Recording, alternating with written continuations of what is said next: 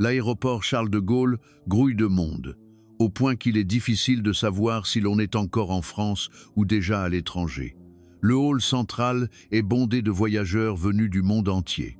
Parmi eux, un nombre notable de femmes étrangères attire particulièrement l'attention.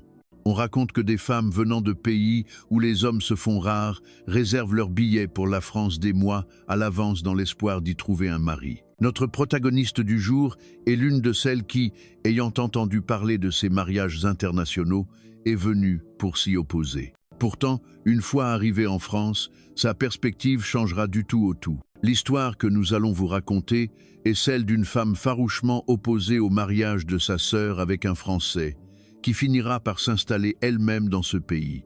Écoutons-la. Bonjour, je m'appelle Katarina Volkova. Je suis une directrice de banque de 30 ans, originaire de Minsk, en Biélorussie.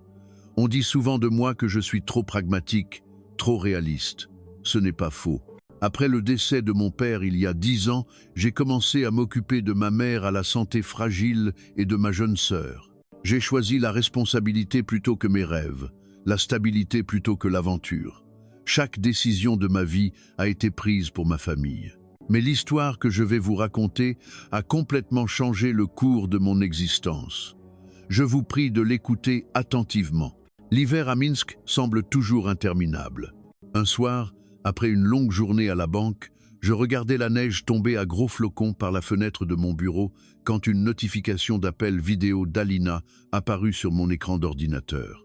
Le sourire radieux de ma petite sœur a toujours le don de m'égayer, mais ce jour-là, il brillait plus que d'habitude. « Grande sœur, j'ai quelque chose de très important à t'annoncer », s'exclama Alina, tout excitée à travers l'écran. Je pris une gorgée de mon café et lui demandai en souriant « Qu'est-ce qui te met dans un tel état? Tu as eu une promotion ?»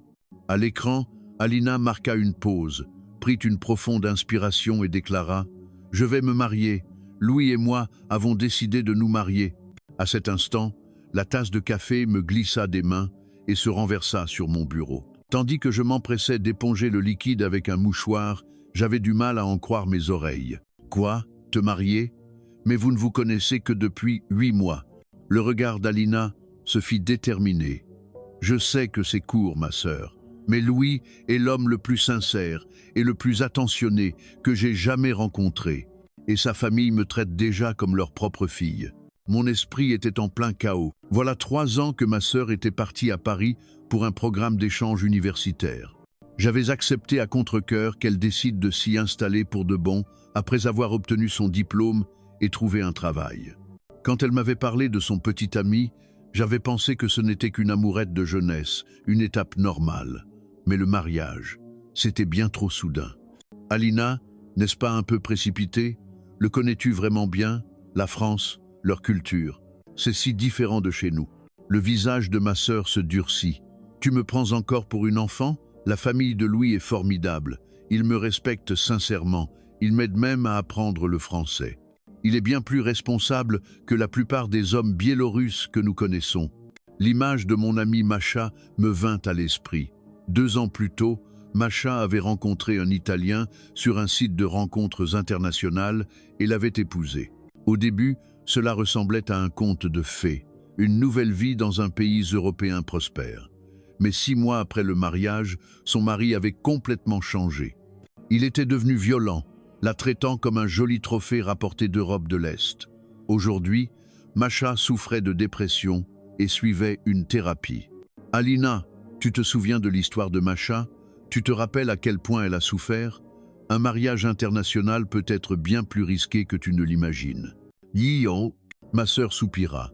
Tous les mariages internationaux ne finissent pas comme celui de Macha, Katia. C'est cet homme qui était mauvais, mais Louis est différent. Et puis, beaucoup de femmes biélorusses sont très heureuses en France. Mon anxiété ne faisait que grandir. En Biélorussie, le nombre d'hommes en âge de se marier est nettement inférieur à celui des femmes. Beaucoup d'hommes partent à l'étranger pour trouver du travail.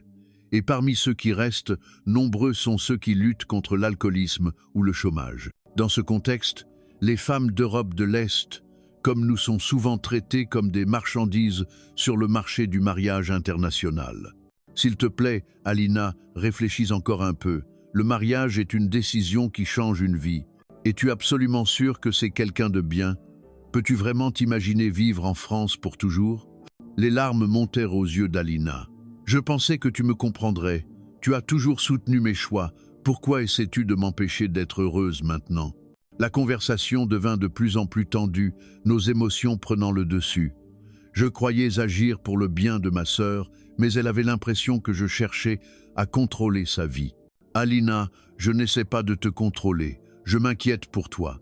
Tu sais combien de femmes partent à l'étranger en quête d'une vie meilleure et reviennent le cœur brisé? Ce n'est pas pareil, Katia. Louis n'est pas comme ça. Pourquoi tu ne me fais pas confiance? Après une violente dispute, Alina finit par raccrocher en larmes. Je poussai un profond soupir et me pris la tête entre les mains. Était-ce vraiment la meilleure approche? Ma sœur avait toujours été mon pilier, un être précieux que je devais protéger. Ce soir-là, en rentrant à la maison et en préparant le dîner, j'entendis un cri venant de la chambre de ma mère. Je me précipitai et la trouvai effondrée sur le sol, la main sur la poitrine. C'était une crise cardiaque. Le trajet en ambulance jusqu'à l'hôpital me parut le moment le plus long et le plus terrifiant de mon existence. Heureusement, une fois arrivé, l'état de ma mère se stabilisa. Dans sa chambre d'hôpital, la voir si pâle, avec un masque à oxygène sur le visage, me brisa le cœur. Pendant les 10 années qui ont suivi la mort de mon père, Alina et moi avons vécu pour notre mère. J'ai renoncé à mon rêve d'aller à l'université pour travailler à la banque, enchaînant les journées interminables pour financer les études de ma sœur. Plus tard, lorsque nous fûmes seuls dans la chambre, ma mère me dit d'une voix faible, « Katharina, vous entendre vous disputer comme ça m'a fait mal au cœur. » Je fus choqué. « Maman, c'est de ma faute, c'est moi qui t'ai mise dans cet état ?» Ma mère secoua lentement la tête. « Non, c'est de ma faute. Je vous ai imposé un trop lourd fardeau, surtout à toi. Je t'ai forcé à jouer le rôle d'un parent. » Des larmes coulèrent sur mes joues. « Ne dis pas ça, maman. J'ai juste fait ce que je pouvais pour notre famille. » Sa main pâle serra la mienne. « Katharina, j'ai entendu parler du mariage d'Alina. Je comprends tes craintes. Mais parfois, il vaut mieux aller voir par soi-même pour se faire sa propre opinion. » Youfessi. Je réfléchis aux paroles de ma mère. Mon amour et mon instinct de protection envers ma sœur n'étaient-ils pas en train de faire obstacle à son bonheur? Je jugeais une situation à des milliers de kilomètres, basée sur un simple appel. La France était si loin pour moi. Être que je devais y aller. Le regard de ma mère s'illumina. « Ce serait une excellente idée. Tu t'es toujours sacrifié pour nous. Cette fois, fais-le pour ta sœur, mais aussi pour toi. Va découvrir de nouvelles choses. » Après 2 jours de plus à l'hôpital, l'état de ma mère s'était suffisamment amélioré pour qu'elle puisse rentrer chez elle et commencer sa convalescence. Je demandai un congé à la banque. Ma collègue Lisa accepta de veiller sur ma mère en mon absence. C'était la première fois en 12 ans que je quittais ma famille. La veille de mon vol pour Paris, j'envoyai un court message à Alina. « J'arrive demain à Charles de Gaulle. On parlera du mariage en personne. Je suis désolé. » Ma sœur répondit immédiatement par un message rempli de joie, mais mon angoisse persistait. Ma plus grande peur était de découvrir qu'elle s'était fait duper. Comment l'aider alors? Et si, au contraire, leur relation était vraiment solide et heureuse, comment pourrais-je admettre que mon jugement avait été si étroit d'esprit? En montant dans l'avion, mon cœur était partagé entre le sentiment d'avoir une mission, sauver ma sœur, et une pointe de curiosité pour ce nouveau monde. Par le hublot, je regardais Minsk rapetisser et je me dis que ce voyage m'apprendrait peu, être autant de choses à moi qu'à ma sœur. Après 12 heures de vol, j'ai enfin posé le pied à l'aéroport Charles de Gaulle. Entouré de panneaux en français et d'une foule pressée, j'ai pris une grande inspiration. Le vrai voyage ne faisait que commencer. L'aéroport Charles de Gaulle était plus vaste et plus moderne que je ne l'imaginais. J'étais épuisé par le long vol, mais l'organisation impeccable et l'efficacité du système m'ont impressionné. Au contrôle des passeports, l'agent m'a posé quelques questions simples en anglais. Toutes les procédures se sont déroulées avec une rapidité surprenante. « C'est vraiment un autre monde », me suis-je murmuré en cherchant l'entrée du RER. Alina avait une réunion importante aujourd'hui et ne pouvait pas venir me chercher. Elle m'avait expliqué en détail l'itinéraire et comment acheter un pass Navigo, une carte qui, disait-elle, permettait d'utiliser tous les transports en commun. Au début, j'étais sceptique, mais en prenant le RER B vers le centre de Paris, le paysage qui défilait par la fenêtre a commencé à briser mes stéréotypes. Des bâtiments haussmanniens élégants, des monuments historiques parsemés au milieu d'une ville animée, la Seine scintillant sous le soleil. Tout était si moderne et raffiné. Arrivé à la gare de Châtelet-Les-Halles, le changement pour le métro m'a également surprise. Tous les panneaux étaient traduits en anglais, et parfois en espagnol ou en allemand. Partout dans la station, des écrans numériques affichaient en temps réel l'heure d'arrivée de la prochaine rame. À Minsk, une telle chose était inimaginable. Pour me rendre dans le quartier du Marais où vivait Alina, j'ai pris la ligne 1. L'heure de pointe était passée et la rame était relativement peu bondée, mais de nombreuses personnes étaient assises tranquillement, les yeux rivés sur leur smartphone. Cette atmosphère, où chacun semblait respecter l'espace des autres, était à la fois étrange et réconfortante. C'est alors qu'à la station Hôtel de Ville, un homme d'âge moyen, visiblement ivre, est monté en titubant. Il s'est assis en face de moi, dégageant une forte odeur d'alcool. Son regard brumeux s'est posé sur moi, et soudain, il a commencé à m'aborder dans un anglais approximatif. « Étrangère, d'où tu viens? Russie, Ukraine, Biélorussie ?» ai-je répondu brièvement, espérant couper court à la conversation. Cependant, l'homme a continué son monologue, se rapprochant de plus en plus. « Ah, la Biélorussie, célèbre pour ses belles femmes. Tu es très jolie. Pourquoi tu viens en France? »« Toi, c'est une petite amie. » La peur m'a envahi. Dans un pays étranger, je ne savais pas comment réagir. Les autres passagers semblaient avoir remarqué la situation et affichaient un air mal à l'aise, mais personne n'intervenait directement. J'ai tenté de changer de place, mais l'homme m'a attrapé le bras. « Où tu vas? Reste discuter. On va boire un verre ?» À cet instant, depuis l'autre bout de la rame, un agent de sécurité de la RATP en uniforme s'est approché rapidement. Chose surprenante, je n'avais pas demandé d'aide, mais il avait perçu la situation. « Monsieur, vous dérangez les autres passagers. Veuillez regagner votre place, s'il vous plaît », a dit l'agent d'un ton ferme mais poli. L'homme ivre, au lieu de se calmer, s'est mis à crier. « Quoi? Je veux juste parler avec mon amie étrangère. » Voyant la situation dégénérer, l'agent a immédiatement utilisé son talkie-walkie pour signaler quelque chose. À ma grande surprise, lorsque nous sommes arrivés à la station suivante, 2 policiers nous attendaient déjà sur le quai. « Comment est-ce possible, une telle rapidité ?» pensais-je, stupéfaite. L'un des policiers s'est approché calmement de l'homme ivre. Il était grand, d'apparence soignée, et sa voix était posée.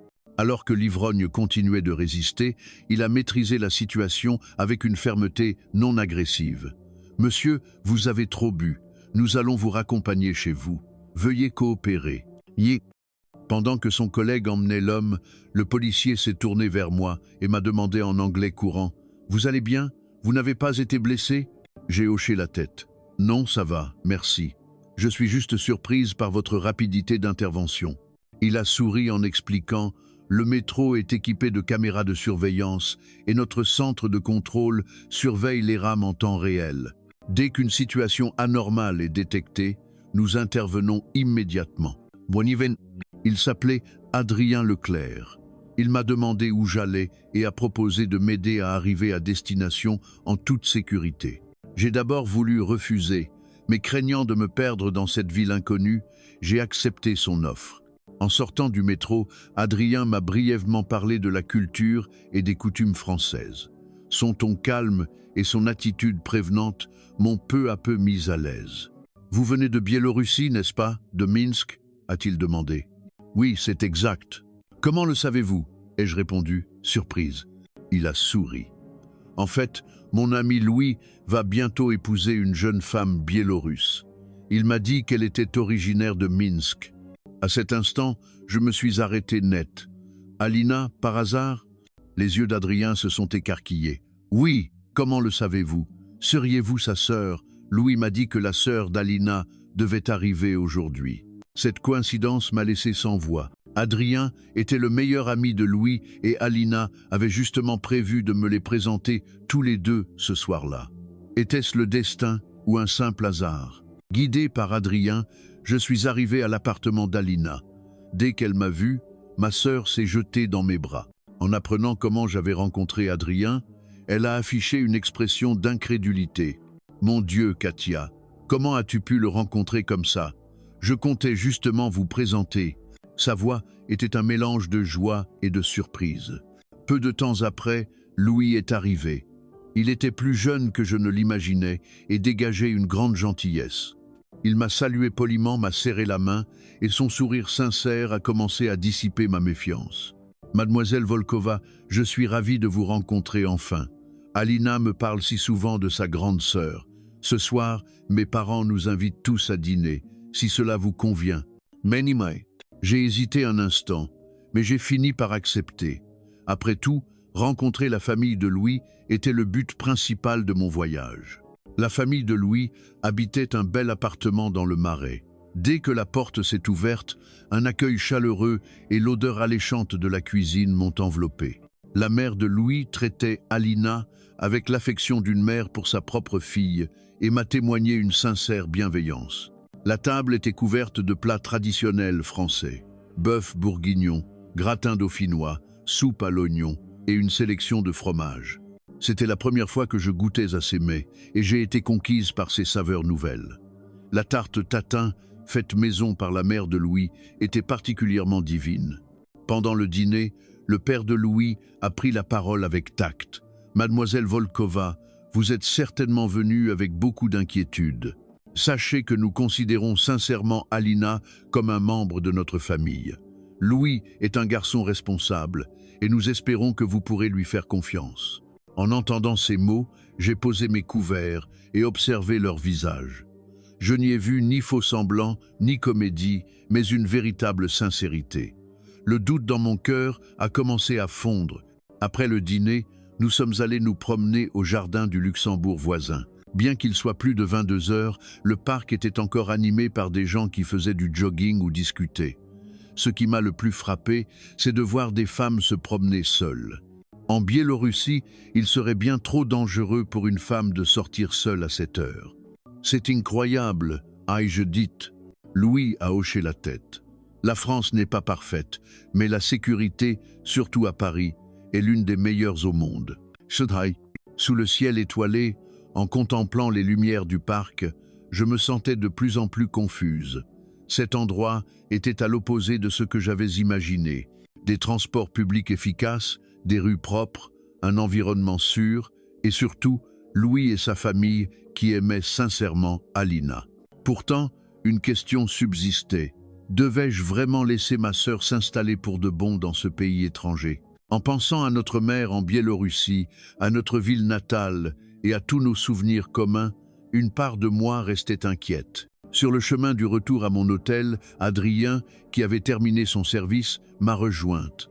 Il m'a accompagné avec un naturel qui me mettait à l'aise, comme si nous étions de vieux amis. « Alors, Paris vous plaît, malgré votre première impression ?» a-t-il demandé.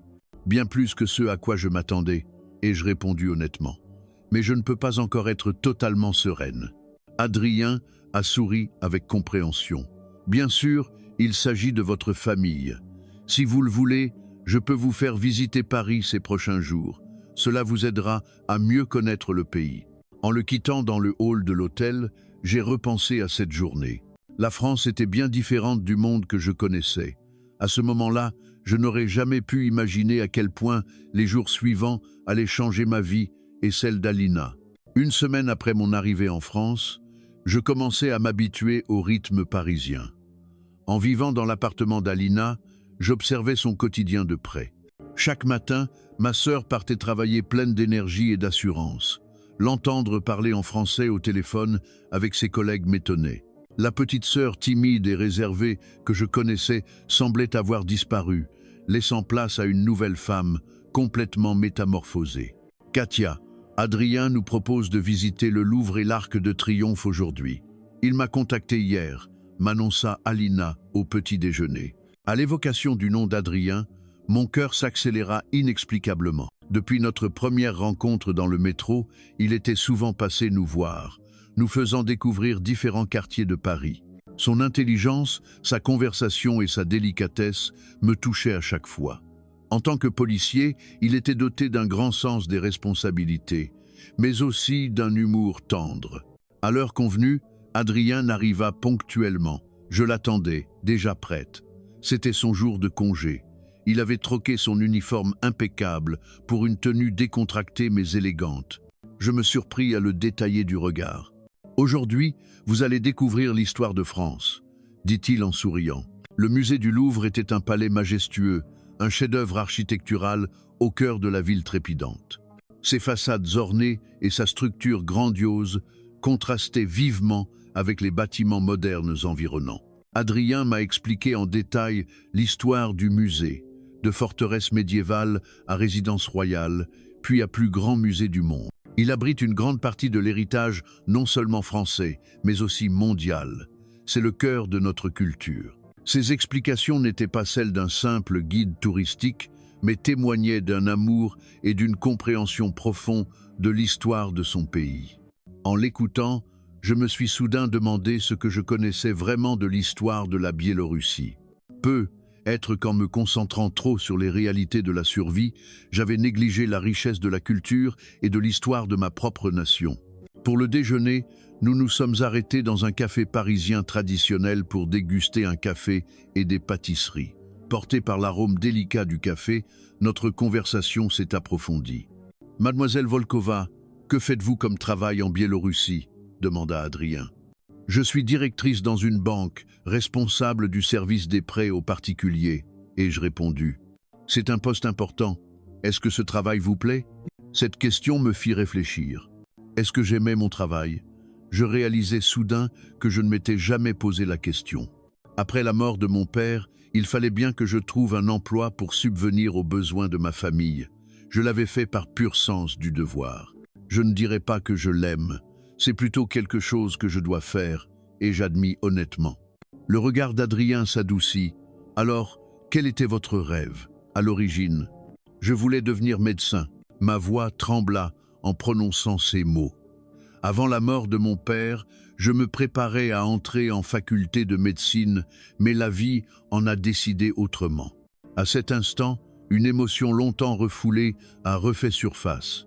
Je n'avais jamais vécu pour mes propres rêves, j'avais toujours fait des choix pour ma famille, me sacrifiant pour les autres. C'était là toute ma vie. Dans le bus qui nous menait à l'Arc de Triomphe, Adrien me raconta sa propre histoire.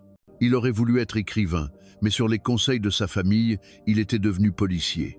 Cependant, il continuait d'écrire et n'avait jamais abandonné son rêve de publier un roman. La vie ne se déroule pas toujours comme on l'avait prévu, mais ça ne veut pas dire qu'il faut abandonner complètement ses rêves. Ces paroles me touchèrent profondément. En visitant le majestueux Arc de Triomphe, je me suis soudain souvenu de notre petit appartement à Minsk. Dans cet espace exigu et oppressant, je répétais jour après jour la même routine. Et en France, cette courte semaine m'avait déjà offert plus d'expériences riches que les 10 dernières années. Au crépuscule, nous sommes montés au sommet de la Tour Eiffel. Le panorama de la ville sous le soleil couchant était à couper le souffle. « Qu'est-ce que c'est ?» demandai-je, curieuse, en désignant les innombrables cadenas autrefois attachés aux grilles du pont des Arts, visibles au loin. C'étaient des cadenas d'amour. Les couples y inscrivaient leurs noms et les accrochaient là en symbole de leur amour éternel, expliqua Adrien.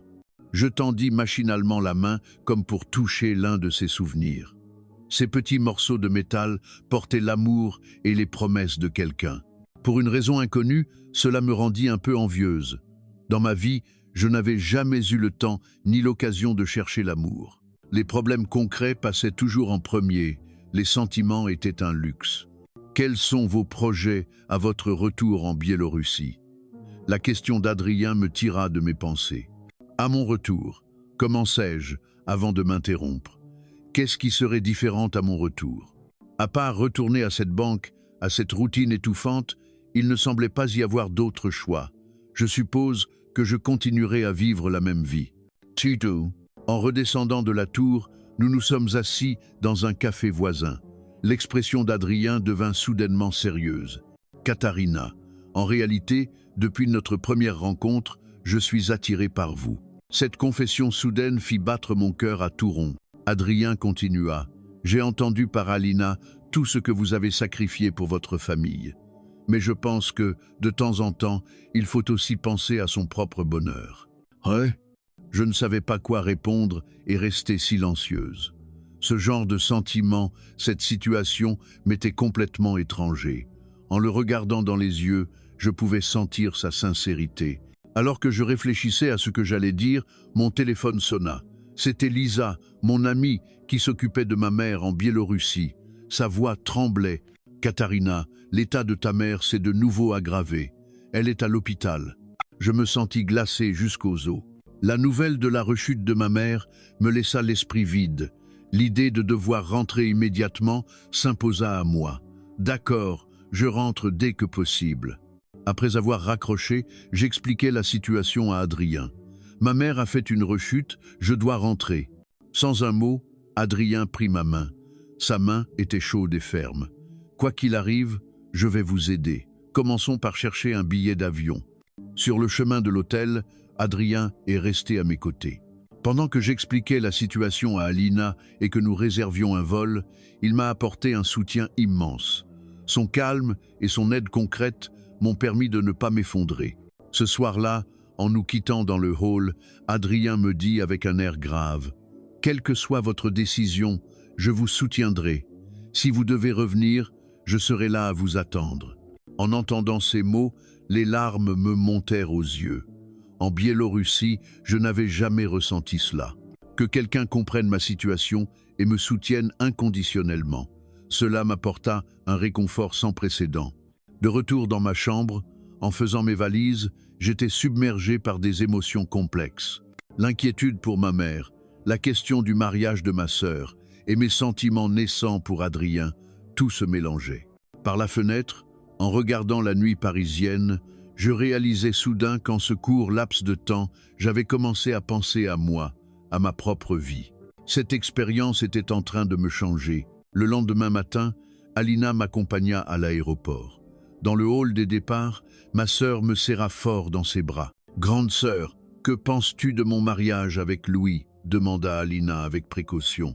Je réfléchis un instant, puis je répondis avec sincérité. « Au début, j'étais vraiment inquiète. Mais maintenant, si tu es heureuse, je serai heureuse pour toi. » Louis a l'air d'être un homme bien. Les yeux d'Alina s'emplirent de larmes. « Merci, merci beaucoup. » Juste avant l'embarquement, Adrien arriva en courant.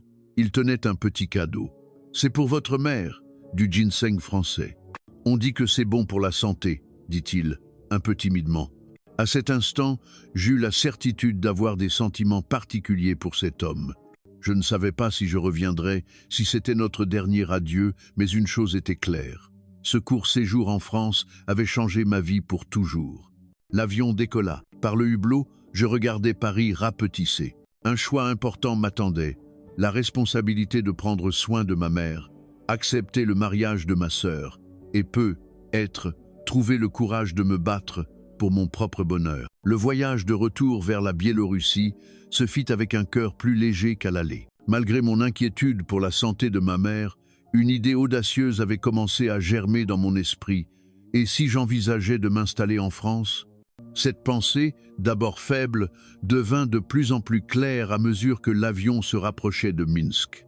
L'air à Minsk était plus froid, plus lourd qu'à Paris. Après 12 heures de vol, à peine avais-je posé le pied sur le sol de ma patrie que je me suis précipité à l'hôpital. En voyant le visage pâle de ma mère dans sa chambre, mon cœur se serra. Bien qu'elle me sourie faiblement en me prenant la main, je pouvais lire dans son regard une fatigue plus profonde qu'auparavant. « Katharina, tu es revenue. Comment va Alina ?» Sa voix était faible. « Elle va très bien, maman. Ne t'inquiète pas, » dis-je en lui serrant la main. Après avoir parlé avec le médecin traitant, la situation est devenue plus claire. La fonction cardiaque de ma mère continuait de se détériorer et elle avait besoin d'un traitement spécialisé. Le médecin fut franc quant aux limites du système de santé biélorusse. Cette nuit-là, assise sur une chaise dans la chambre d'hôpital, à regarder ma mère dormir, je me suis perdu dans mes pensées. Ma semaine en France me revenait en mémoire. Mes conversations avec Adrien, la chaleur de la famille de Louis et toutes les nouvelles possibilités que j'avais entrevues. Une idée fulgurante me traversa l'esprit. Était-ce un signe du destin? Pour le traitement de ma mère, mais aussi pour le début d'une nouvelle vie pour moi, nous pourrions déménager en France. Le lendemain matin, l'état de ma mère s'étant légèrement amélioré, les médecins décidèrent de la laisser sortir. De retour à la maison, j'ai pris mon courage à deux mains et, avec précaution, je lui ai exposé mon idée. « Maman, je voudrais te parler de la France. » Je m'assis au bord de son lit. La France est complètement différente de ce que j'imaginais. Leur système de santé est de classe mondiale. Et Louis, le fiancé d'Alina, est vraiment un homme bien. Je continuai, ma mère écoutant en silence. Prenant une profonde inspiration, j'en vins au fait. Compte tenu de ton état cardiaque, je pense qu'un traitement en France serait une bien meilleure option. J'envisage que nous déménagions tout en France. Molle? Les yeux de ma mère s'écarquillèrent de surprise. « Katharina, que dis-tu? Notre maison, ton travail, tout est ici. » C'était la réaction que j'attendais, mais cette fois, j'étais plus déterminé. « Je sais, maman, mais parfois, il faut savoir changer. En France, tu pourras recevoir de meilleurs soins. Je peux postuler pour un poste dans une institution financière internationale. Et le plus important, nous pourrons être réunis avec Alina. » Hunde. Ma mère resta silencieuse un moment, le regard perdu par la fenêtre. Puis, elle parla lentement. « Es-tu sûr que cette idée ne vient pas seulement de ton inquiétude pour ta sœur ?» Je secouai la tête. « Non, pour être honnête, c'est aussi pour moi. En France, pour la première fois, j'ai vu la possibilité d'une vie différente. Je crois que c'est un endroit où je pourrais être heureuse. » À ce moment précis, mon téléphone vibra. C'était un message d'Adrien qui prenait des nouvelles de ma mère. Il y avait joint un lien vers une offre d'emploi. Une banque internationale à la Défense, le quartier des affaires de Paris, cherchait à recruter des talents étrangers. Il ajoutait qu'il pouvait recommander mon CV. Ce timing parfait me fit sentir la main du destin. Je montrai le message à ma mère, expliquant que je pourrais avoir une nouvelle opportunité professionnelle. Nous pourrions y aller pour essayer, voir comment ton traitement se passe. Les jours suivants, j'ai commencé à élaborer un plan concret. Avec l'aide d'Adrien et d'Alina, j'ai recueilli des informations sur le système de santé français et les conditions de résidence pour les étrangers. J'ai particulièrement étudié les programmes pour les patients internationaux et les démarches pour obtenir un visa de long séjour. Une semaine plus tard, l'attitude de ma mère avait changé. Elle a commencé à s'intéresser aux informations que j'avais rassemblées. « Cet hôpital est mondialement connu pour le traitement des maladies cardiaques », murmura-t-elle en regardant une brochure, tout en sirotant le thé au ginseng que j'avais ramené de France. Nous avons eu de longues discussions nocturnes. Les craintes de ma mère n'étaient pas seulement liées à la peur de quitter un environnement familier, mais aussi à l'inquiétude que je sacrifie une nouvelle fois ma vie pour la famille. « Katharina, je ne veux pas que tu renonces encore à ta vie à cause de moi, » dit-elle. Je lui répondis sincèrement, « Cette fois c'est différent. Ce n'est pas renoncer à ma vie, c'est en choisir une nouvelle. Et être que les personnes qui comptent pour moi se trouvent là, bas, elles aussi. » Une lueur de compréhension brilla dans les yeux de ma mère. « C'est ce policier, n'est-ce pas? Celui qui s'appelle Adrien. » Je rougis et hochai la tête. Ma mère éclata d'un rire qu'on ne lui avait pas entendu depuis longtemps. « Alors, essayons. Si tu es heureuse, je le serai aussi. » Une fois la décision prise, tout s'est enchaîné rapidement. J'ai démissionné de la banque et réglé les affaires de la maison. L'institution financière recommandée par Adrien a reçu mon CV et, à ma grande surprise, m'a proposé un entretien vidéo. Mon expérience des marchés biélorusses et européens était jugée très précieuse. Le jour de l'entretien, j'étais nerveuse devant mon ordinateur portable. Bien que l'entretien se déroulât en anglais, une langue que je ne maîtrisais pas parfaitement, j'ai fait de mon mieux pour exprimer avec sincérité ma compréhension et mon enthousiasme pour la France. 2 semaines plus tard, la bonne nouvelle est tombée. J'étais embauché en tant que responsable commercial pour l'Europe de l'Est à la succursale de Paris. La veille de notre départ pour la France, j'ai eu un appel vidéo avec Alina. Ma sœur était submergée par l'émotion, les larmes aux yeux. « Katia, Je n'arrive pas à croire que nous allons de nouveau vivre ensemble. Le visage d'Alina rayonnait de bonheur. Oui, et maintenant je pourrais même assister à ton mariage en personne, ai-je répondu. Le jour du départ, la tristesse de quitter Minsk était bien moins forte que l'excitation d'un nouveau départ. En tenant la main de ma mère et en regardant par le hublot, j'ai senti que cette décision serait un tournant dans ma vie. À notre arrivée en France, Alina, Louis et Adrien nous attendaient à l'aéroport. Au moment de retrouver Adrien, mon cœur battait aussi vite que lors de notre première rencontre. Son sourire chaleureux me souhaitait la bienvenue. Le traitement de ma mère a commencé immédiatement. Dans un grand hôpital universitaire parisien, les meilleurs spécialistes en cardiologie ont pris en charge son cas. Au début, l'environnement inconnu et la barrière de la langue étaient source d'anxiété. Mais le centre de soutien aux patients internationaux de l'hôpital a fourni un interprète parlant le russe, ce qui a grandement facilité les choses. Étonnamment, ma mère s'est adaptée à la vie en France plus vite que moi. Dans le parc près de l'hôpital, elle s'est liée d'amitié avec des Français âgés qui parlaient quelques mots de russe. Chaque matin, ils faisaient du tai chi ensemble. Les médecins étaient également ravis de l'amélioration rapide de son état. De mon côté, je m'adaptais progressivement à mon nouvel environnement de travail. Malgré les difficultés initiales dues à la langue et aux différences culturelles, la bienveillance de mes collègues et mes propres efforts m'ont permis de surmonter les obstacles un à un. En particulier, lorsque j'étais en charge des transactions financières avec la Biélorussie et d'autres pays d'Europe de l'Est, j'ai senti que mon expérience et mes connaissances étaient vraiment valorisées.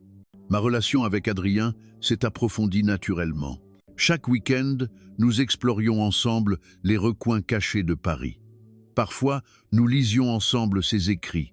Il m'apprenait le français et je lui apprenais quelques mots de russe.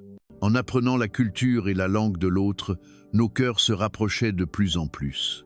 6 mois après notre installation en France, le mariage d'Alina et Louis a eu lieu. C'était une magnifique cérémonie alliant tradition française et touches occidentales.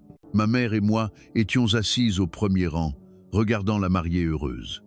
Alina, vêtue d'une élégante robe blanche, avançait comme une princesse de conte de fées. « Ma petite fille est si belle », a murmuré ma mère, les larmes aux yeux. En voyant la santé de ma mère si grandement améliorée, j'ai eu une nouvelle fois la confirmation que cette décision était la bonne. En regardant autour de moi, je voyais que la salle était remplie de personnes qui étaient devenues notre nouvelle famille. Les parents de Louis, leurs amis et bien sûr Adrien. Des liens que je n'aurais jamais imaginés quelques mois plus tôt. Pendant la réception, Adrien s'est approché discrètement de moi. Il m'a pris doucement la main et m'a entraîné dans le jardin. Sous le ciel étoilé, il m'a tendu une petite boîte. En l'ouvrant, j'y ai découvert une bague délicate. Ce n'est pas encore une demande en mariage, juste une promesse. Je veux passer plus de temps avec toi. La voix d'Adrien était chaude et sincère. J'étais trop ému pour parler.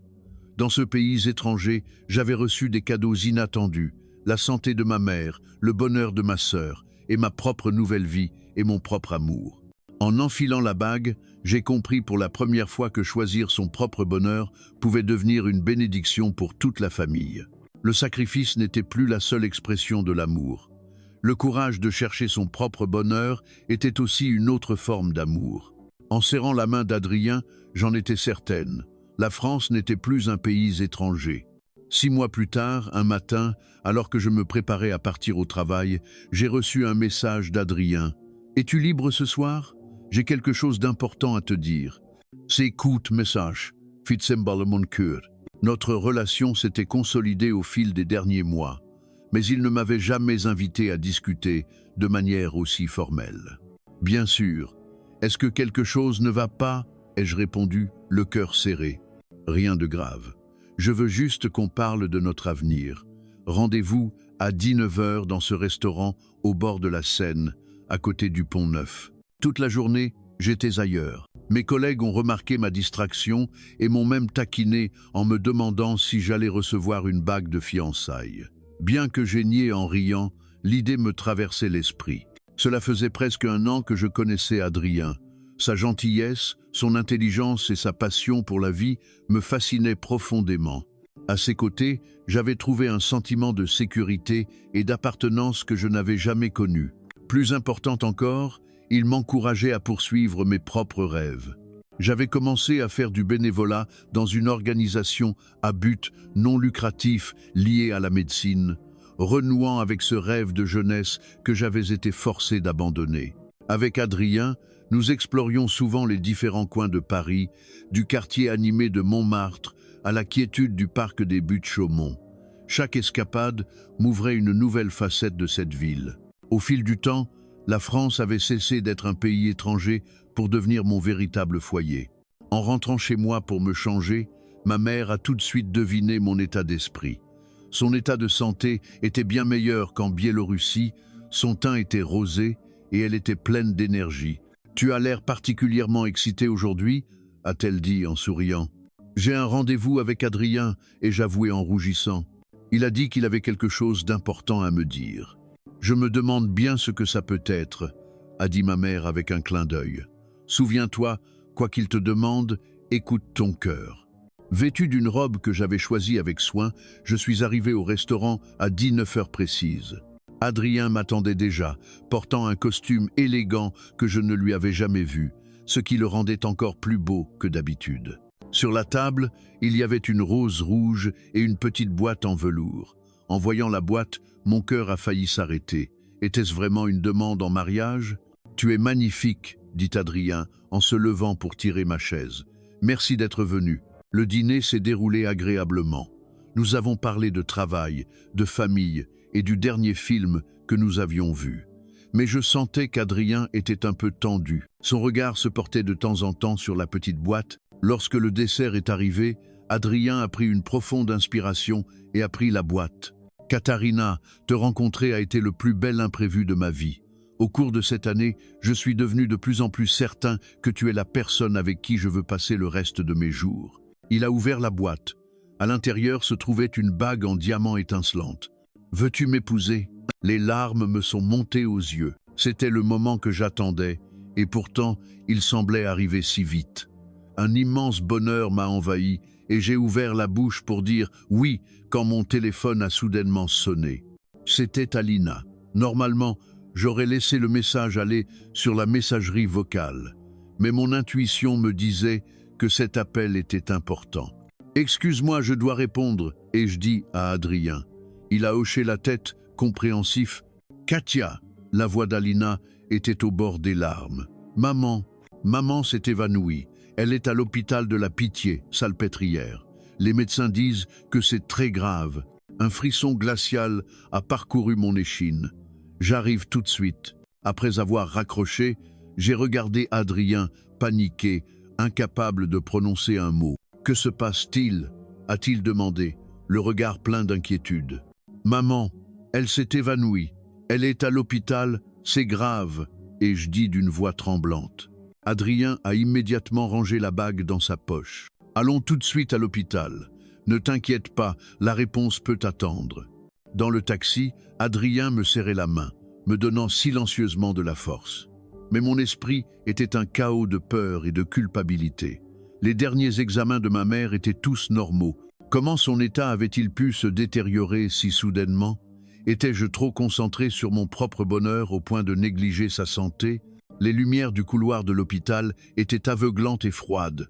Alina et Louis étaient déjà là, et l'expression sur leur visage fit sombrer mon cœur. Les médecins parlent d'une insuffisance cardiaque aiguë, a sangloté Alina. Ils sont en train de la réanimer. Les heures qui ont suivi ont été un cauchemar. Nous attendions dans la salle d'attente, rongés par l'angoisse. Adrien est resté à mes côtés, mais mes pensées étaient déjà loin. Si je perdais ma mère, comment pourrais-je y faire face? Ce n'était pas pour ça que je l'avais fait venir en France. Finalement, un médecin est sorti, le visage grave. Nous avons réussi à stabiliser son état pour le moment, mais votre mère a besoin d'une opération de remplacement de la valve cardiaque. Compte tenu de son âge et de son état général, le risque est très élevé. Quel est le taux de réussite? Ai-je demandé en tremblant. Environ 60%, a répondu honnêtement le médecin. Mais sans l'opération, son état ne fera qu'empirer. En regardant ma mère dans l'unité de soins intensifs, branchée à de multiples tubes, J'ai senti le sol se dérober sous mes pieds. La décision était trop lourde, une question de vie ou de mort. J'ai besoin de temps pour réfléchir, et je dis au médecin, avant de me tourner vers Adrien, « Je suis désolé pour ce soir. » Il m'a interrompu. « N'y pense pas. La chose la plus importante maintenant, c'est ta mère. Je te soutiendrai, quelle que soit ta décision. » Sur le chemin du retour, Adrien a proposé de rester avec moi, mais j'ai refusé. J'avais besoin d'être seul pour réfléchir. Allongé dans mon lit, je me tournais et me retournais sans trouver le sommeil. Les risques de l'opération étaient si élevés, mais ne rien faire n'était pas une option. Et il y avait aussi la question des frais médicaux. Bien que mon travail offrit une bonne assurance, le coût d'une opération aussi complexe dépassait de loin la couverture. Ce qui me tourmentait le plus était une question profonde. Avais-je eu tort d'amener ma mère en France? Si elle était restée en Biélorussie, peut-être que ma décision égoïste l'avait-elle mise en danger? Après une nuit d'insomnie, je suis allé à l'hôpital à l'aube. Ma mère était réveillée. Bien que faible, elle était consciente. « Katharina » a-t-elle dit d'une voix faible, « Ne t'inquiète pas, j'ai parlé avec les médecins. Je veux faire cette opération. » Je lui ai pris la main. « Maman, le risque est trop grand. Peut-être devrions-nous envisager d'autres options, même retourner en Biélorussie. » Ma mère a secoué la tête avec fermeté. « Non, chaque jour que j'ai passé ici a été le plus heureux de ma vie. Vous voir, toi et Alina, trouver votre bonheur. Je ne demande rien de plus. Si mon voyage doit s'arrêter ici, je l'accepte. » Les larmes ont coulé sur mes joues. « Non, maman, tu vas t'en sortir. Je trouverai un moyen de payer l'opération. Je n'abandonnerai pas. » En quittant la chambre, j'ai immédiatement contacté ma banque pour demander un prêt. Mais comme je ne travaillais en France que depuis peu, le montant approuvé était loin d'être suffisant. J'ai même envisagé de vendre notre maison en Biélorussie, mais cela prendrait du temps, et l'état de ma mère ne pouvait pas attendre. Alors que j'étais au bord du désespoir, Adrien est arrivé à l'hôpital avec une nouvelle inattendue. J'ai parlé avec Louis. Nous avons trouvé une solution. Tu te souviens que j'ai mentionné que mon oncle était chirurgien cardiaque? Il est d'accord pour l'opérer et réduire considérablement ses honoraires. De plus, le père de Louis est membre du conseil d'administration de l'hôpital et il a déjà organisé une aide financière via un fonds spécial. Je l'ai regardé, stupéfaite. Mais comment est-ce possible? En France, nous attachons une grande importance à la famille et aux liens, a dit doucement Adrien. Toi, Alina et ta mère, vous faites déjà partie de notre famille. Nous n'allions pas vous laisser affronter ça seuls. À cet instant, je me suis jeté dans ses bras en pleurant. Ce soutien et cet amour inconditionnel, je n'aurais jamais cru pouvoir les recevoir un jour. La date de l'opération a été fixée une semaine plus tard. Pendant ce temps, je suis resté à l'hôpital avec ma mère. Adrien venait tous les jours, apportant de la nourriture, des livres et un soutien infini. Alina et Louis se relayaient également pour s'assurer que ma mère ne soit jamais seule. La veille de l'opération, alors que tout le monde était parti, ma mère m'a pris la main, une lueur de sagesse dans les yeux. « Katharina, quel que soit le résultat de demain, je veux que tu saches que venir en France a été la meilleure décision de ma vie. Vous voir trouver le grand amour. Je n'ai plus rien à désirer. » Elle a fait une pause. « Adrien t'a demandé en mariage, n'est-ce pas ?» J'ai écarquillé les yeux. « Comment le sais-tu » Ma mère a souri. « Une mère sait toujours tout. As-tu accepté » Pas encore, ai-je murmuré. Tout est arrivé si vite. « Accepte » a dit ma mère avec fermeté. « C'est un homme bien. Il te rendra heureuse.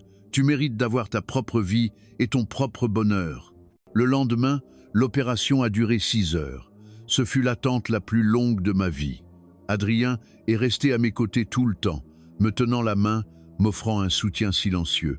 Finalement, un chirurgien est sorti de la salle d'opération, fatigué mais souriant. « L'opération a été un succès. Votre mère est une battante. Elle va s'en remettre. » En entendant cette nouvelle, mes jambes ont flanché. Heureusement, Adrien m'a rattrapé.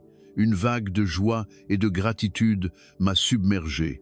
Ce soir-là, dans un petit parc près de l'hôpital, j'ai dit à Adrien, « À propos de ta demande en mariage, ma réponse est oui. Je veux t'épouser, Adrien. » Cette crise m'a fait comprendre à quel point la vie est fragile et l'amour précieux. Nous autres. Un sourire radieux a illuminé son visage. Il a de nouveau sorti la bague et l'a passée solennellement à mon doigt. « Je te promets de faire tout mon possible pour te rendre heureuse », a-t-il dit. « Nous affronterons ensemble tous les défis de la vie. » Sous le ciel étoilé, nous avons scellé notre promesse de passer notre vie ensemble. À cet instant, j'ai enfin compris que le véritable foyer n'est pas un lieu, mais le sentiment d'être avec ceux qu'on aime. Et sur cette terre autrefois étrangère, j'avais trouvé ma place. La convalescence de ma mère s'est déroulée mieux que prévu. Les médecins louaient sa vitalité et sa capacité de récupération. L'oncle d'Adrien, le chirurgien cardiaque, a même déclaré que sa volonté était plus forte que celle de nombreux patients plus jeunes. Chaque jour, je faisais la navette entre l'hôpital et mon bureau. Mon entreprise m'a accordé des horaires flexibles, me permettant de m'occuper de ma mère tout en assurant mon travail. Une telle compréhension et un tel soutien auraient été inimaginables en Biélorussie. « Katharina, tu devrais rentrer te reposer », me disait souvent ma mère. « Tu as l'air plus fatiguée que la malade. » Mais j'insistais pour rester à ses côtés, jusqu'au jour où Adrien m'a littéralement sorti de l'hôpital. « Écoute, » a-t-il dit sérieusement, « tu ne peux pas t'effondrer. Ta mère a besoin de toi en bonne santé et forte, pas malade d'épuisement. Ce soir, c'est moi qui m'occupe d'elle. Tu dois rentrer et bien dormir. » Devant son regard déterminé, j'ai su que je ne pouvais pas discuter. Cette nuit-là, pour la première fois depuis des semaines, je me suis vraiment détendu et j'ai dormi profondément. À mon réveil, j'ai découvert qu'Adrien avait déjà préparé le petit déjeuner et m'a annoncé que ma mère allait bien. « Tu sais, hier soir, ta mère m'a raconté plein d'histoires sur ton enfance », a-t-il dit en riant. « Elle a aussi dit que si j'osais te rendre malheureuse, elle me poursuivrait jusqu'au bout du monde pour me le faire payer. » Je n'ai pas pu m'empêcher de rire. Ça lui ressemble bien. 3 semaines plus tard, ma mère est enfin sortie de l'hôpital. Le médecin a dit qu'elle aurait besoin de contrôles réguliers, mais que sa récupération globale était excellente. Le premier jour de son retour à la maison, ma mère a insisté pour cuisiner un dîner traditionnel biélorusse pour Adrien et sa famille. « Maman, tu viens de sortir de l'hôpital, tu devrais te reposer, » et je tentais de la dissuader. « Cuisiner, pour moi, c'est du repos », a-t-elle répondu obstinément. Et puis, je veux montrer à ma future belle-famille que leur fils n'épouse pas seulement une fille formidable, mais aussi une belle-mère qui est une excellente cuisinière. Ce dîner est devenu une véritable fête de la fusion culturelle. Les plats biélorusses de ma mère et les spécialités françaises apportées par la mère d'Adrien remplissaient la table. Les deux mères, bien que ne parlant pas la même langue, ont noué un lien merveilleux grâce à la nourriture et aux applications de traduction.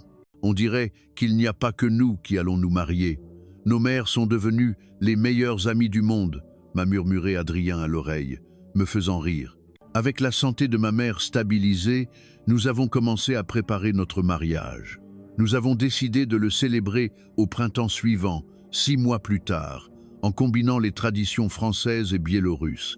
Alina, surexcitée, s'est proclamée organisatrice en chef, apportant chaque jour de nouvelles idées. « Katia, vous devriez porter des tenues traditionnelles biélorusses avec des éléments français », a-t-elle suggéré avec enthousiasme.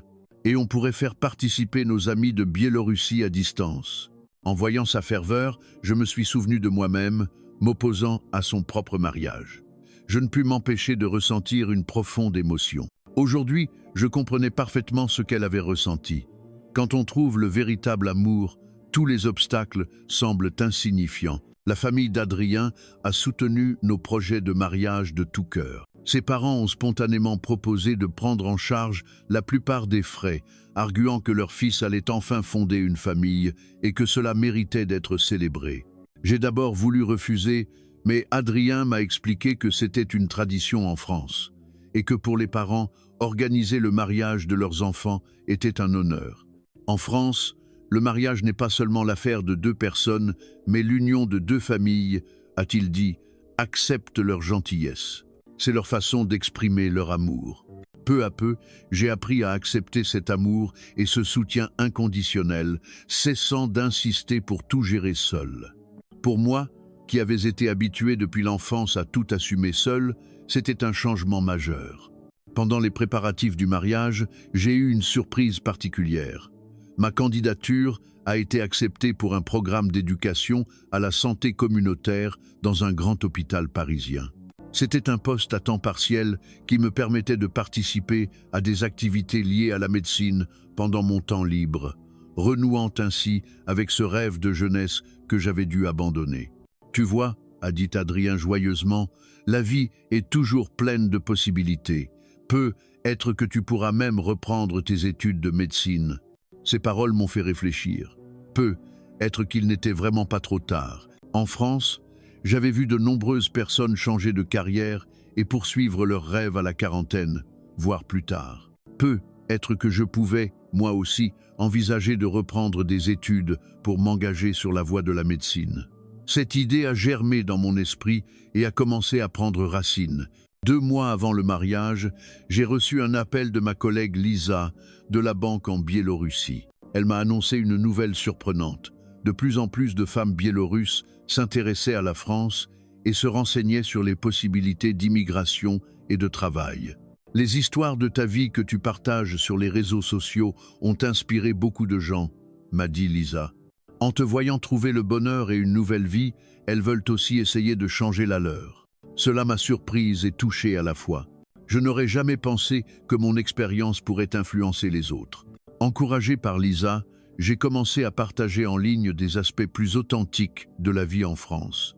Non seulement les beaux paysages et la gastronomie, mais aussi les défis de l'adaptation culturelle, les difficultés de l'apprentissage de la langue et des conseils pratiques sur la manière de construire une nouvelle vie dans un pays étranger. « Tu ne le sais peut-être pas », m'a dit Adrien un jour, « mais tu es en train de devenir un pont culturel. » Il avait raison.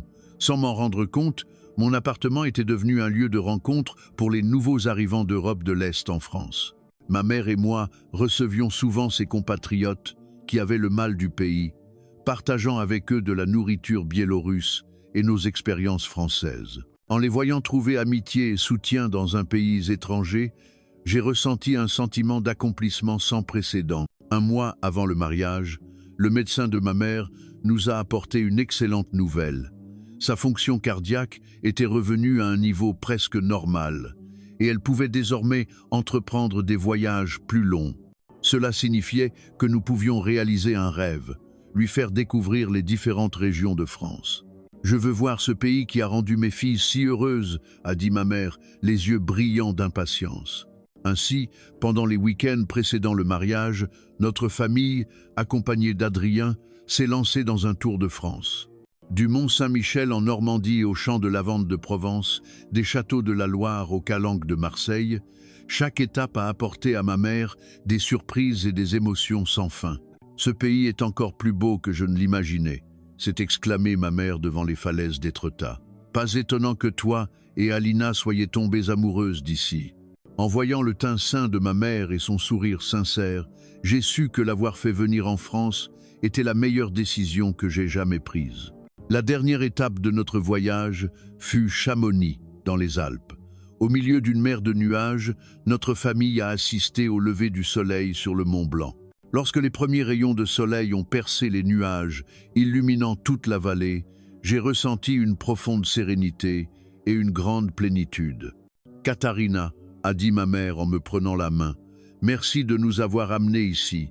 Depuis toute petite, tu as été une fille forte, pensant toujours à ta famille.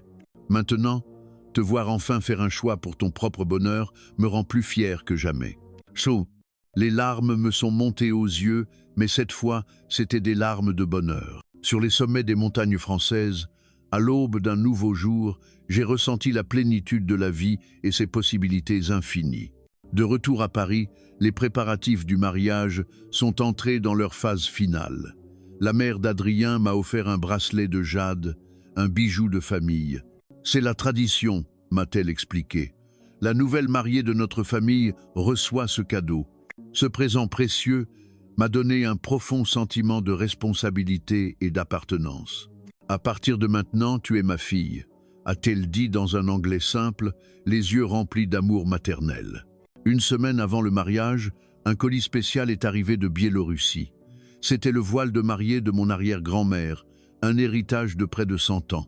À ma demande, Lisa l'avait retrouvé dans le grenier de notre ancienne maison.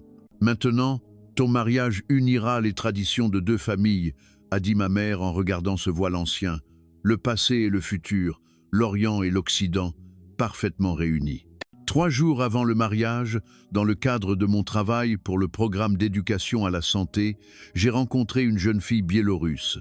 Venue en France pour un échange universitaire, elle était tombée gravement malade.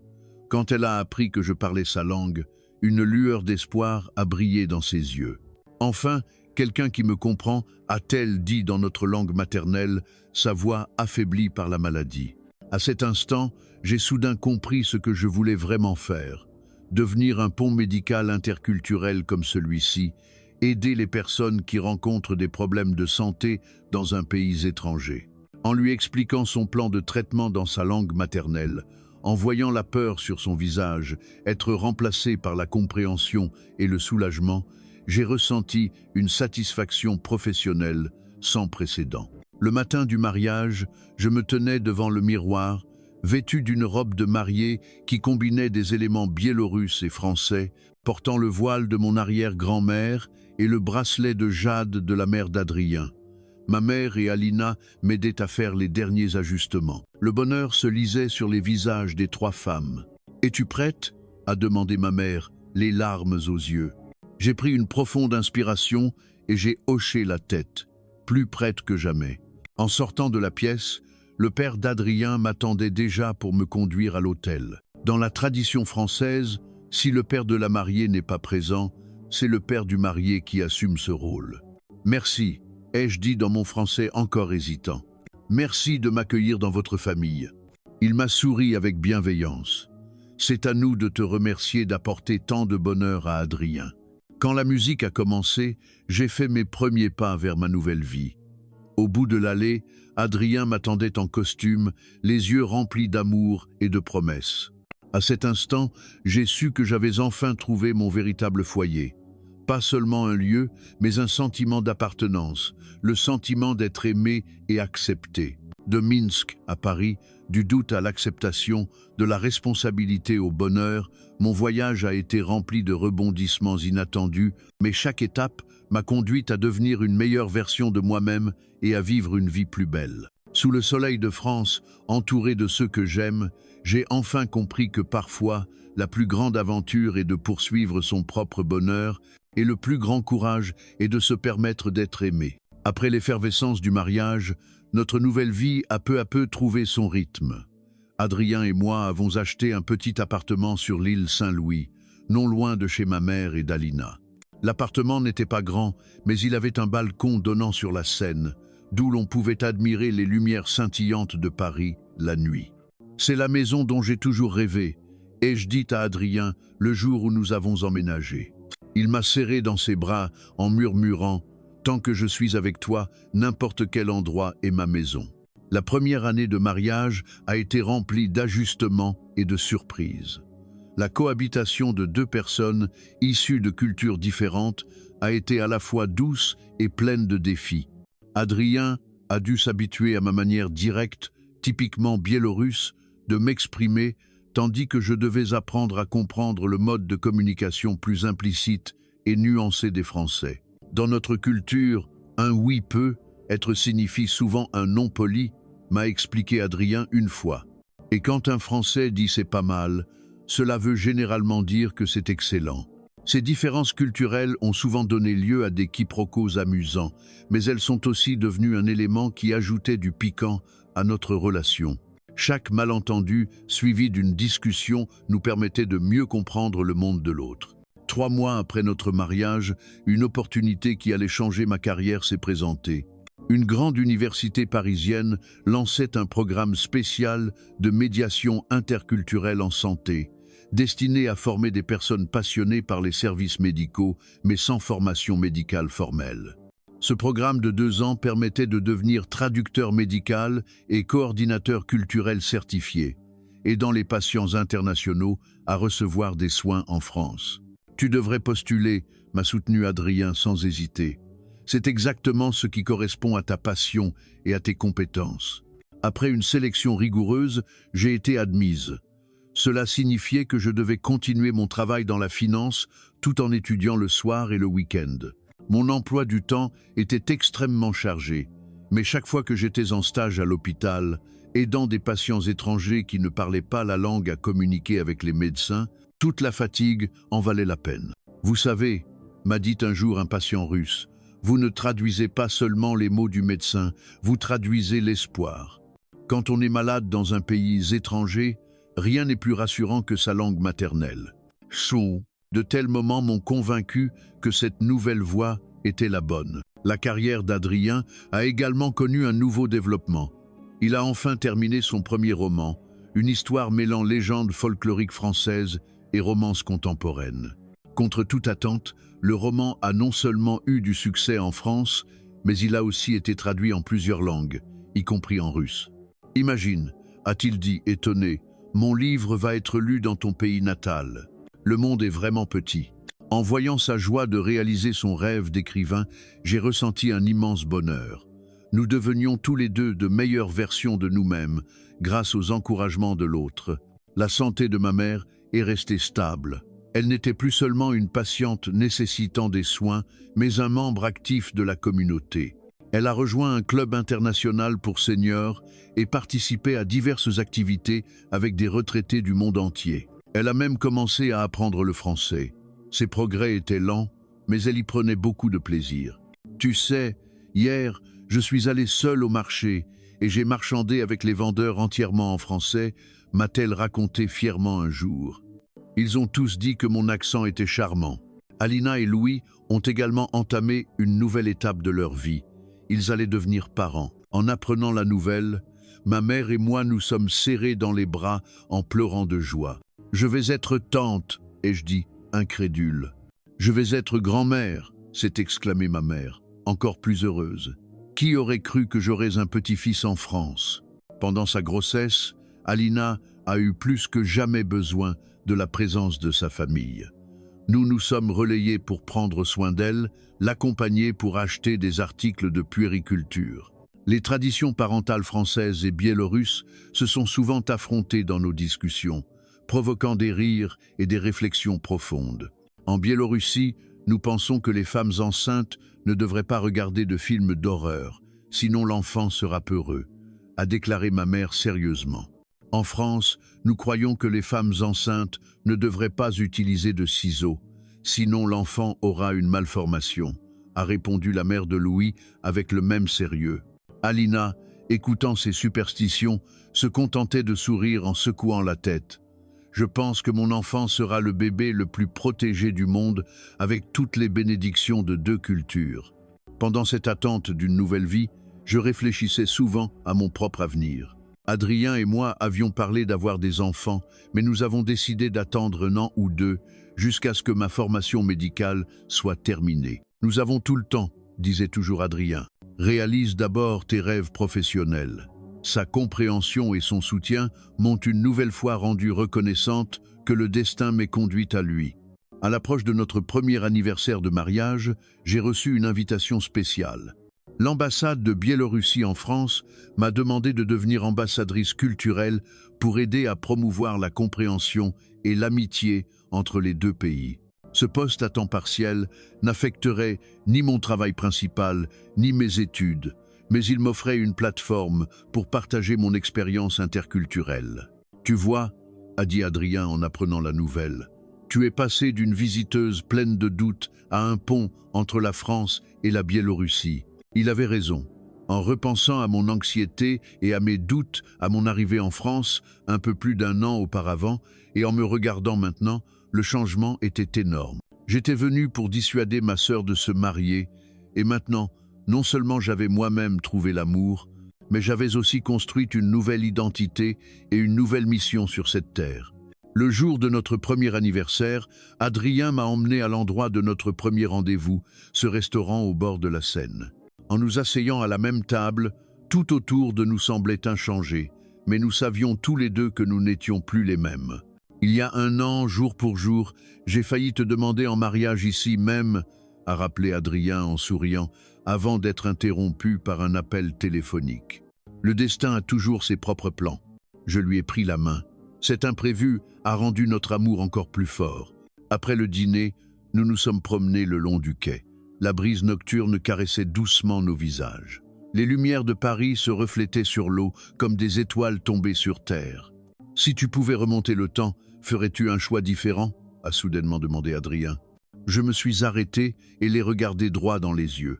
Non, même en sachant que je devrais traverser toutes les difficultés et les incertitudes, je choisirais quand même de venir en France, de te rencontrer, de choisir tout cela. Il a souri et m'a prise dans ses bras, murmurant à mon oreille. J'ai de la chance que ton courage t'ait amené jusqu'à moi. Yolo. Sur le chemin du retour, j'ai reçu un SMS d'Alina. Les contractions avaient commencé et elle était en route pour la maternité. Nous avons immédiatement changé de direction et nous sommes précipités à l'hôpital. Quand nous sommes arrivés, Louis faisait les 100 pas devant la salle d'accouchement, tandis que ma mère était assise calmement à côté, récitant des prières. « Comment va-t-elle » ai-je demandé, nerveuse. « Les médecins disent que tout est normal, mais que ça prendra du temps », a répondu Louis, la voix tremblante d'émotion. Les heures qui ont suivi, nous avons attendu à tour de rôle devant la salle d'accouchement.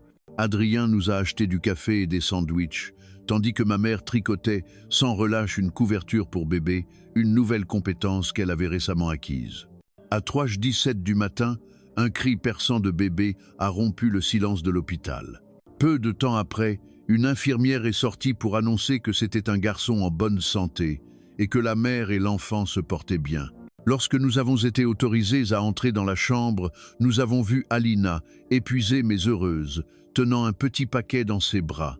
Elle a levé les yeux vers nous et a rayonné d'un sourire éclatant. « Venez rencontrer votre neveu », a-t-elle dit doucement. « Mikhail. » Nous avons décidé de lui donner un nom qui a des racines à la fois biélorusses et françaises. Quand j'ai pris ce nouveau-né dans mes bras avec précaution, une émotion indescriptible m'a envahi. Ce petit être portait en lui 2 cultures, 2 histoires. Il était le nouveau départ de notre famille. « Bienvenue au monde, petit Mikhail », ai-je murmuré. « Tu as une famille très spéciale, qui s'étend sur la moitié du globe, mais qui est pleine d'amour. » Commandant. À cet instant, debout dans un hôpital parisien, tenant un bébé aux origines biélorusses et françaises, j'ai ressenti un profond sentiment de plénitude. La vie ne se déroule pas toujours comme on l'a prévu, mais elle nous réserve souvent de plus belles surprises. De retour à la maison, c'était déjà l'aube. La lumière du matin filtrait par la fenêtre du salon. Adrien et moi étions blottis sur le canapé, profitant de ce moment de calme. « À quoi tu penses ?» m'a-t-il demandé en voyant mon air pensif. « Je pense à la bizarrerie de la vie », ai-je répondu. « Je suis venu en France pour convaincre Alina de ne pas épouser un Français. Maintenant, j'ai moi-même épousé un Français. Toute ma famille vit ici, et nous avons un neveu né en France. » Adrien a ri. Parfois, nous pensons prendre une décision, mais en réalité, c'est cette décision qui nous façonne. Il avait raison. La femme qui, des années plus tôt, avait posé le pied sur le sol français pour empêcher le mariage de sa sœur, ne savait pas à quel point ce voyage allait complètement changer sa vie. Du doute à la compréhension, de la peur au courage, de la responsabilité à l'amour, mon esprit avait parcouru un voyage bien plus long que la distance géographique. « Merci », ai-je dit, en m'appuyant sur l'épaule d'Adrien. « Pourquoi ?» a-t-il demandé, perplexe. « Merci de m'avoir montré les possibilités de l'amour. Merci de m'avoir soutenu dans la poursuite de mes rêves. Merci de m'avoir aidé à redéfinir le sens du mot foyer. » Il m'a tendrement embrassé sur le front. « C'est un honneur, ma chérie. » Dehors, le ciel de Paris s'éclaircissait peu à peu. Un nouveau jour allait commencer. Dans cette ville autrefois étrangère, mais maintenant remplie d'amour et d'espoir, Adrien, nos familles et moi continuerions à écrire notre histoire. Une histoire d'amour transculturel, de courage et de croissance, l'histoire de la découverte d'un véritable sentiment d'appartenance.